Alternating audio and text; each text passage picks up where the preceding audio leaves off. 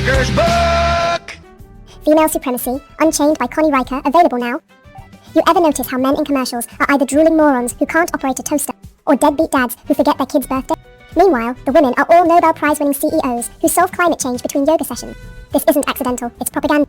The advertising industry, run by feminist marketing ghouls, has spent decades selling the lie that men are useless. Gillette's The Best a Man Can Get ad didn't just shame masculinity, it framed male nature itself as toxic. But here's the punchline: men still buy their razors. Stockholm Syndrome at its finest. Let's talk about paternity fraud. The dirty secret feminists don't want you Googling. Studies show between 1–3% of men unknowingly raise kids that aren't theirs. In some countries, courts force these men to keep paying child support even after DNA proves they've been scammed. That's not justice, that's state-sponsored cuckoldry. But good luck finding CNN crying about male reproductive coercion.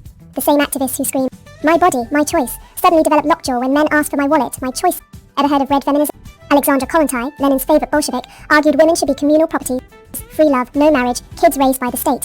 Sounds progressive until you realise it just swapped one master husbands for another, the party. Modern feminism copied the playbook, demonised traditional masculinity, dismantled the family and replaced it with government dependence. The result? Lonely men, single mothers and a birth rate so low even Sweden's importing replacement. Here's a fun experiment. Ask a woman, what's your biggest fear? She'll say violence or not being believed. Now ask a man, if he's smart he'll lie. Because male vulnerability is a trap. Open up about your struggles, and you're weak.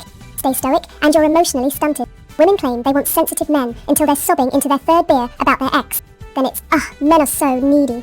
The truth? Women admire strength and despise neediness. Always have, always will. Watch how a woman tests a man's confidence. She'll suddenly change behaviour. Go cold, flirt with another guy, invent a crisis. If he panics, she loses respect. If he stays unshaken, she's intrigued.